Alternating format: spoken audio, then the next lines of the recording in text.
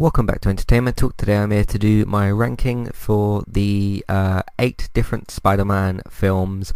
Basically, so it's the Andrew Garfield ones, the Amazing Spider-Man 1 and 2, the Tobey Maguire trilogy, Spider-Man 1 through 3, or the Sam Raimi films as some people like to call them. They are his films, but they're starring Tobey Maguire. And then, of course, the Spider-Man Into the Spider-Verse, and then the recent Tom Holland double film, which will become a trilogy in the coming years, because of course Spider-Man 3 isn't out yet. So yes, I will be including Spider-Man Into the Spider-Verse in here, because it's not just a live action ranking, it's all of the Spider-Man films. So yeah, this is a fairly easy list for me to do, but I still thought it was a cool one to do. There's enough films here, and of course later down the line when when Tom does another film, we can add that in the list and then see where that ranks.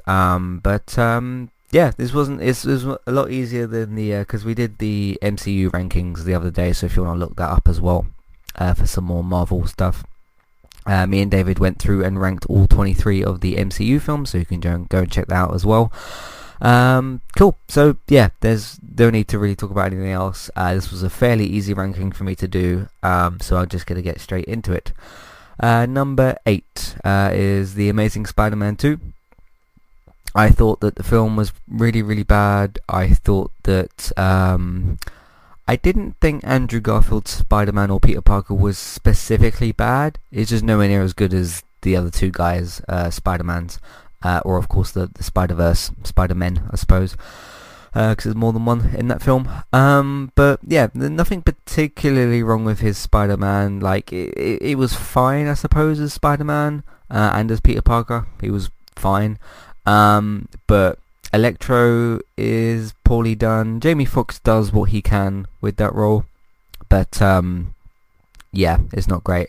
And there was something else I remember disliking in the film as well, which, I've forgotten something that's bad in a film, which tells you how bad it was. But yeah, I just that was, I remember at the time when they hadn't struck the Sony Marvel deal, and I was just thinking like, okay, Spider-Man's part of my childhood and all that sort of stuff, my favorite superhero, and I was kind of thinking like, are these the Spider-Man films that I've got now, sort of thing. Of course that was after the Tobey Maguire stuff, but yeah, so I thought that was particularly bad. The Amazing Spider-Man 1, I just remember thinking it was better than the second one. Again, these two films aren't... when I think about Spider-Man and the things that I like about Spider-Man, these two films are very distant memories for me. It's just... yeah, I just remember... I don't remember specifically liking The Amazing Spider-Man 1 more than 2. I just remember not disliking it as much as the second one. So that's the reason they're higher, but they're both pretty bad. And yeah, just kind of not just bad, but more in the space of forgettable, which makes things worse sometimes. But yeah, I'm not gonna ever really remember those films very fondly, and there's no reason for me to do so. So again, the actors that were in there did what they could with the stuff. Jamie Foxx as Electro and all that, and Andrew did what he could. But yeah, just not great. So yeah, let's move on from that. Spider-Man 3 is going to be the next one, which I guess is number 6 in the list. Yeah, just the fact that I think there was a good idea with Spider-Man 3, but it wasn't executed very well. The whole dance sequence, of course, is notably bad, and it's more like a comically bad thing looked at these days. When the film came out, it was like, what the hell is this stuff? Now it's just looked at like, okay, look how bad this rubbish thing is. The dance stuff, which I remember, I was a bit younger back then or whatever. I think that was in 2003, if I'm not mistaken, that film. And of course I was a bit younger, and I just remember thinking like, okay, this doesn't seem like this should be in this scene or this film, and it shouldn't have. And after reflecting on said scenes and growing up, yeah, not only did it not really belong in there, it was just bad. So I promise I do have some nicer things to say about the top 3 Spider-Man films in this list, or the top 4 or whatever, but again, we're lower down in the pile here. So Yeah, again, I liked Harry Osborn as the I think it was the Hobgoblin actually, because you got the Green Goblin and you got the Hobgoblin. But yeah, and then like the Venom character could have been a lot better. Sandman could have been interesting. But I think that what they should have done is had that fourth Spider-Man film that was rumoured, had the Vulture in there, which was also what was actually being worked on, and moved one of those three villains from the third film into the fourth film. And that one, and the villain probably could have been Venom, to be honest, because the Harry Osborn stuff was building for a bit, wasn't it? Because of obviously the Norman Osborn stuff in the first one. But and then the Sandman stuff had the connection to Uncle Ben. For some reason, I remember these details from this film for some reason. But yeah, so those two were a bit more relevant, and Venom could have been left to a Spider-Man 4 along with Vulture maybe, and that would have just cleaned up a lot of stuff. But yeah, that's easily the worst, I suppose, of the Tobey Maguire trilogy. But again, I remember when I saw it and wasn't as didn't know as much about stuff as well, life and about films and cinema and what was good and what was bad. You have different, you don't see things quite as clearly or quite as good when you're younger, because you just don't think the same way that you do when you're older, I suppose. But yeah, I just remember thinking at the time, like, hey, some of these things are a little bit out of place. There's a lot of villains on screen. Why is Tobey Maguire doing a weird dance? Why is the dance lasting so long? And then I remember he did the really embarrassing bar dance scene where Gwen Stacy's in there, and yeah, none of that stuff was good. Anyway, let's move on from Spider-Man 3. There was a good idea in there as well. There was a good idea in there. It just wasn't executed very well. And you got two signature villains in there. You got Venom and you got got Hobgoblin. So I don't know. Spider-Man 2 is the next one on this list. I know a lot of people look at Spider-Man 2 as some people have said it's the best comic book film of all time. Of course, there's lots of different ones to choose from nowadays.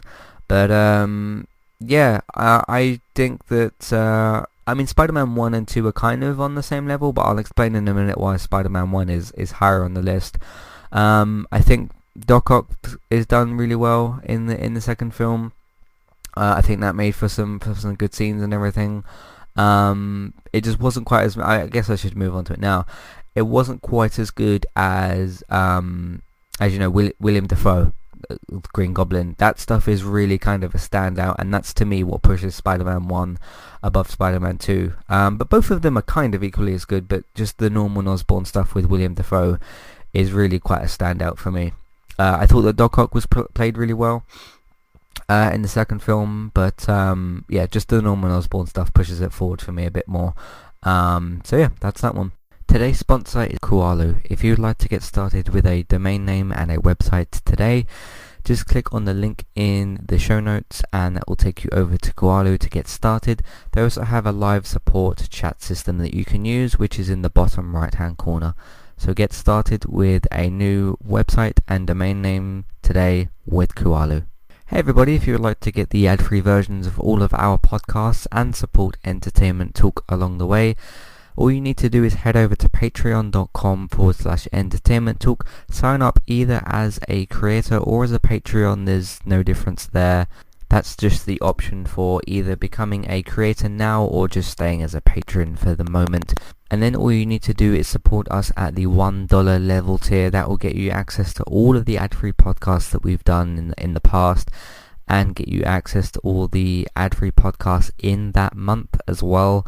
So it's a great way to support us on Entertainment Talk and to get rid of the ads and get your ad-free podcasts. As always, thank you very much for listening. Back to the show. Number 3 is going to be Spider-Man Into the Spider-Verse.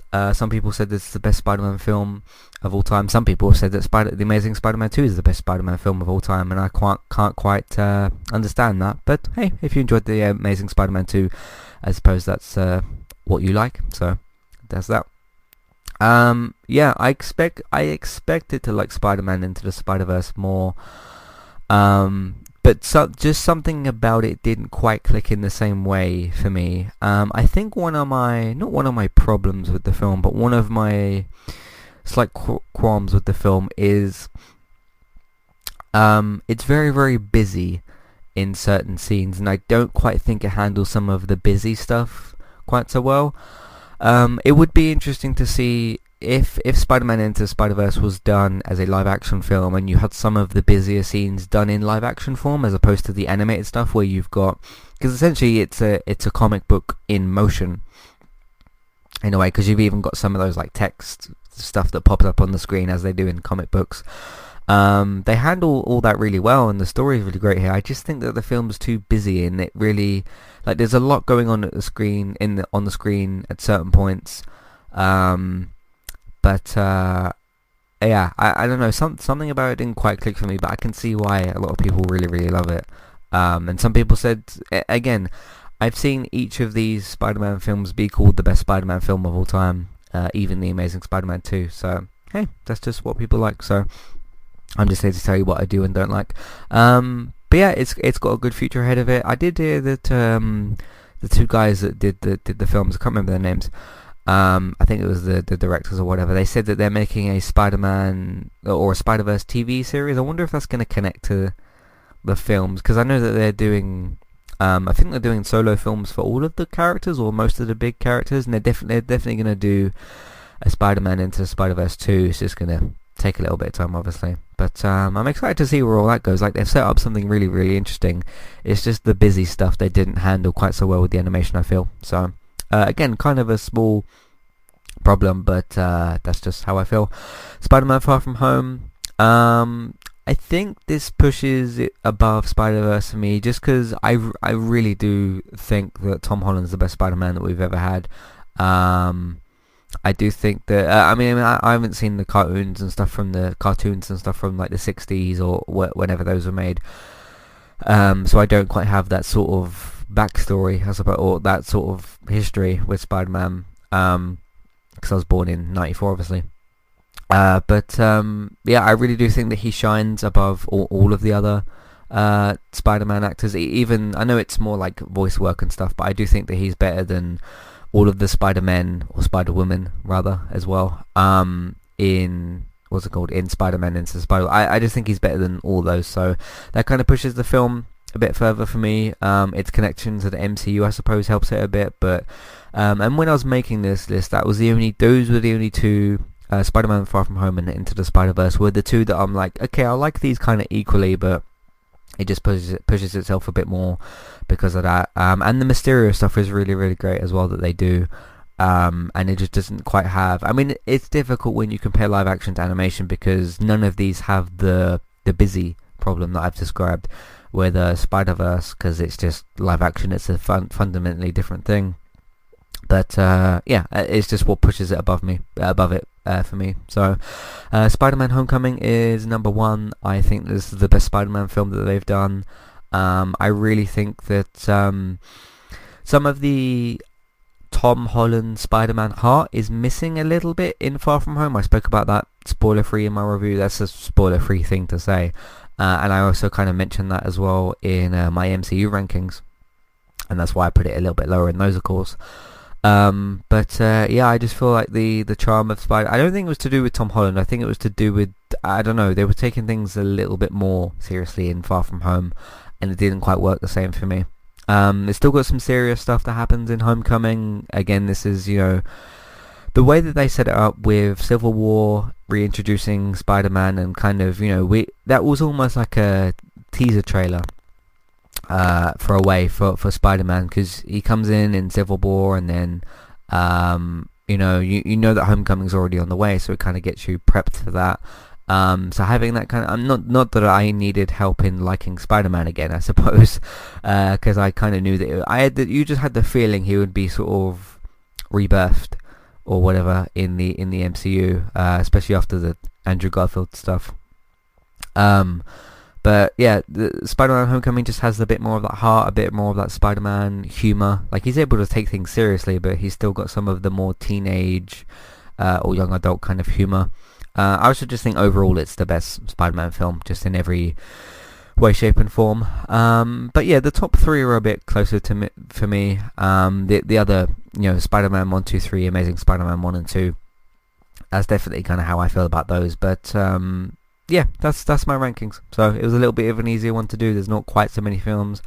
But I guess I'll come back to this when Spider-Man 3 comes out, which won't be for a couple of years yet. So there's that as well. But yeah, really, really love Spider-Man Homecoming, and I just remember smiling at a lot more stuff in Homecoming than I did at Far From Home. I don't know, it was just Spider-Man was back. I really love that edition of Spider-Man with Tom Holland. I think that he's not only the best, but he's the definitive Spider-Man. I think he's the definitive Peter Parker as well. And I can't wait to see more of what he does. So, and obviously he's not just going to be in Spider-Man 3. He's going to probably pop up in some of the other MCU films. We'll see which ones, obviously, because they're going in a newish, slightly different direction. But we'll see what they do. But yeah, what are your favourite and least favourite Spider-Man films, and why? Let me know. Matthew at entertainmenttalk.org, Twitter eTalkUK. There's a contact page and there's information in your show notes. And again, I've heard a person say that one of these is their favourite or least favourite film. So I've heard every choice be selected, basically. From different people. Some people say that, you know, Spider-Man Into the Spider-Verse is the best comic book film and the best Spider-Man film. Some people say that about Spider-Man 2. And there has been less people that said that about Spider-Man, Amazing Spider-Man 2, but I've still heard people say that, so, which just really surprises me. And I just remember when I was watching both of those films, just thinking, like, this isn't Spider-Man to me. This was some sort of, I don't know, they didn't work. So, but Homecoming definitely does, Far From Home definitely does, and so does Spider-Verse. And those are the characters, those are the versions of that character that have got a future. So, there's that. Yeah, pretty simple little podcast to do, I suppose. A simpler little list, I suppose. But I still love Spider-Man. Still can't wait to see what they've got for him in the future.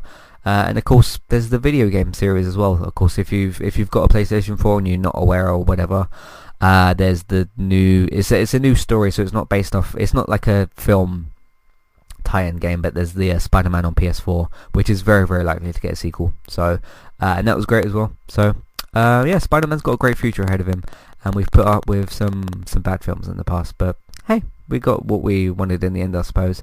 And that's that. So thank you all very much for listening. You can find all the content that we've got on entertainmenttalk.org. If you want to email in, Matthew at entertainmenttalk.org, Twitter eTalkUK, contact page and information in your show notes. Be sure to write in or email or tweet or whatever, and let me know your favourite and least favourite Spider-Man film and why. You can find all the content on entertainmenttalk.org. If you want to support the podcast and support Entertainment Talk, we're on Patreon. We also have an Amazon affiliate link. You can jump on there, we'll get a small cut and it won't cost you extra. We have iTunes feeds as well. We have lots and lots of different iTunes feeds. So be sure to either check out the iTunes feeds page in the podcast drop-down menu or search for Entertainment Talk on podcast platforms. And if you can't find us on a particular podcast platform, let me know and I'll look into adding Entertainment Talk to that one as well. I know that Stitcher is one that I've got to look at. But anyway, please rate, review and subscribe to the feeds that are out there. That will help us out as well. Word of mouth, please tell your friends, family, people that you know about the website and the iTunes feeds. Share them on Facebook, retweet them on Twitter, put them in different Facebook groups if you're allowed to. With the Facebook groups, you can share them on Facebook and retweet them on Twitter. No one's going to say that you can't do that. Video games, if you want to watch us play different video games, me and David stream on Twitch, Robert streams on Mixer, and don't forget about Let's Play Sundays. Thanks for listening, and I'll see you next time. Goodbye.